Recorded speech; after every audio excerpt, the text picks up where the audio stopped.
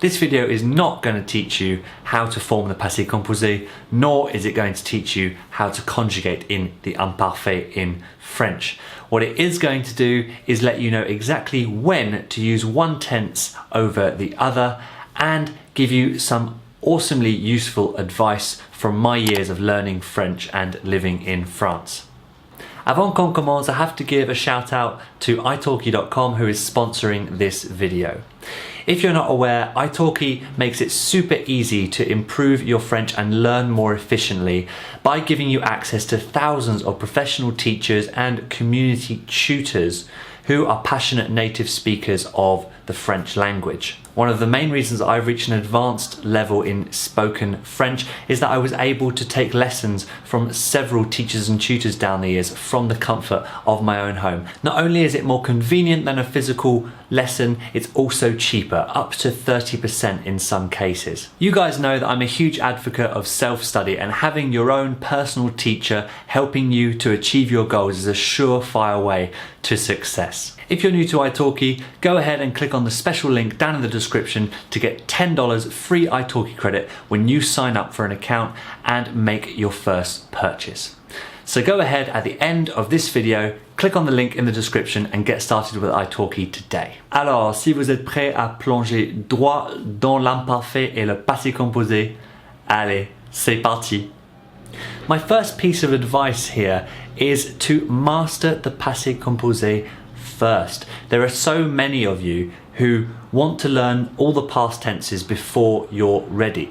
Really try to understand why you're using the passé composé. Get comfortable with it because there are many different structures you have to learn. You have to learn je l'ai dit, il nous a dit, il nous a donné, il vous a donné, elle leur a parlé. There are still many combinations you're going to have to learn to get used to saying on the spot in a conversation. Don't even start to learn the imparfait because the imparfait has a few more cases, and it took me ages to get comfortable with the imparfait. I had learned the basis of the passé composé and it made sense to me as an English speaker because it follows the same structure as our present perfect.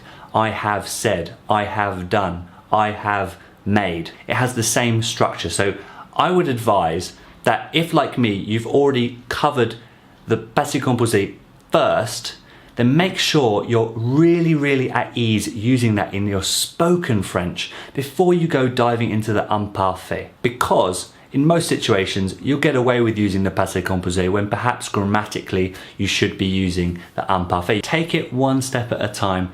There's no finish line. Unintentional rhyme. Another thing I want to add, and this is perhaps entirely personal and subjective, is that I found that the cases in which we use the passé composé are easier to get to grips with than those for the imparfait. But if you're ready to see when we use the passé composé and when we use the imparfait, let's dive into it.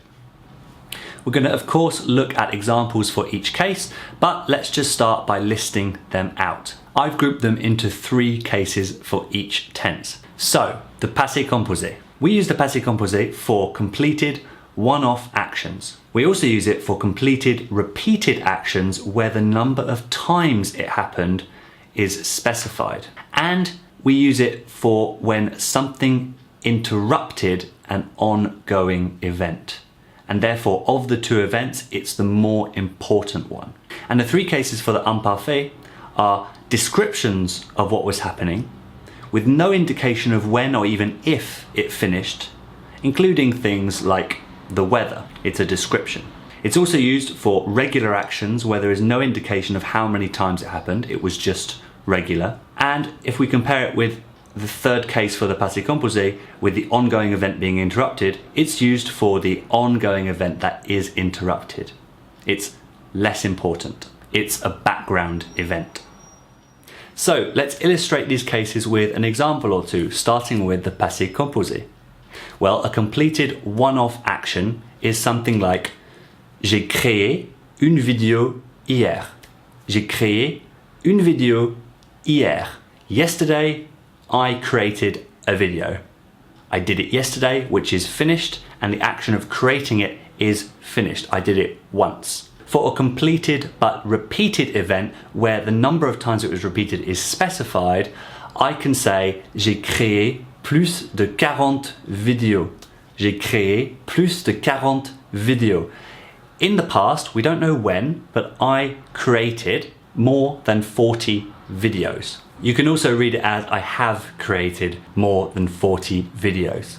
And for the last of the three cases for the Passé Composé, where we're talking about an action that interrupts an ongoing action, I'm going to leave it till last because both the Imparfait and the Passé Composé intertwine here. So what about our cases for the Imparfait? Well, the first one was descriptions of something with no indication of when or even if it finished. You see why maybe I found the imperfect or the Imparfait a bit more complicated, because it seems a bit more blurry and it takes a bit more practice to get used to. So some examples would be j'étais malade. J'étais malade is a description of my state of being, my physical state at the time. J'étais malade. You think of it as like a background event as well, but it's a description. We can talk about the weather. Il faisait beau. Il faisait beau. And an example of one where it talks about the past, a description with no indication of when or if it finished. Say something like j'étais à la fac. J'étais à la fac, which is la faculté, which is a higher education establishment, part of a university.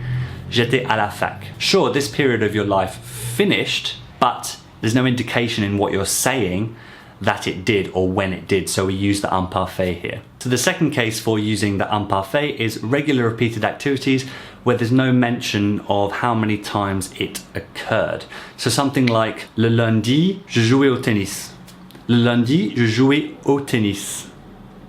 On Mondays, we say le lundi for tous les lundis. Le lundi, je jouais au tennis. I played tennis every Monday. We don't know when it finished or how many times it happened. And to borrow from the examples I used in the Passé Composé, you can say je créais une vidéo tous les mercredis. Je créais une vidéo tous les mercredis.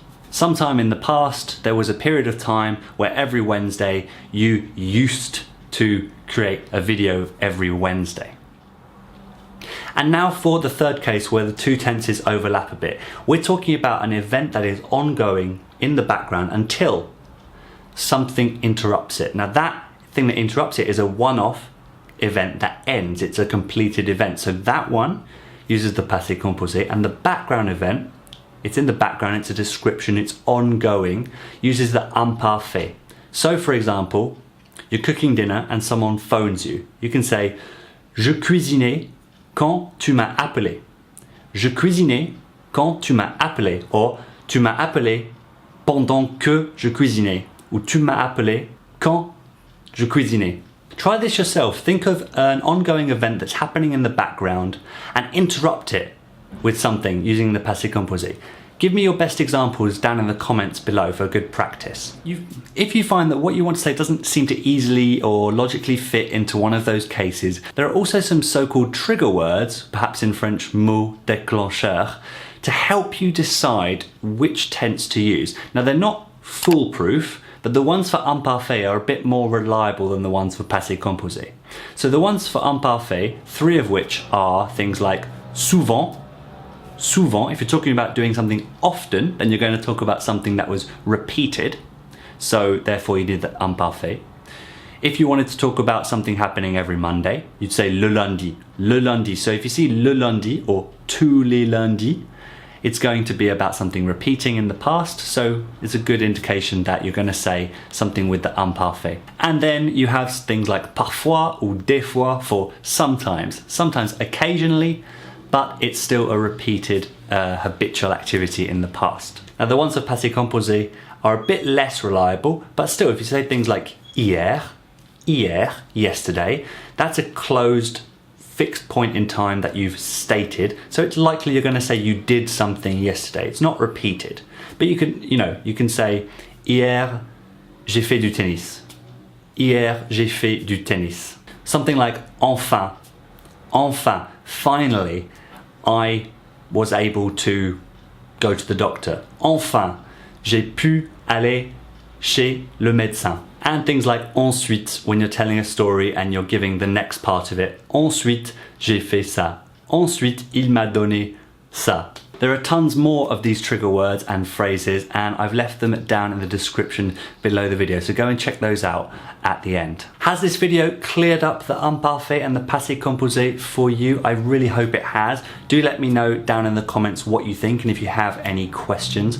It really does help me to know that I can fit things into logical cases, and that helps me massively to decide the right tense. There will always be cases where what you want to say seems to fit the logic of both tenses, but tackle them as and when they come up. Alors, if you're more comfortable now with l'imparfait et le passé composé, do give the video a like down below and subscribe if you're new to the channel by clicking on my face or on the big red button down below the video. You can watch some more content from the channel by clicking ici ou là. But until next time, merci beaucoup d'avoir regardé. À la prochaine. Ciao.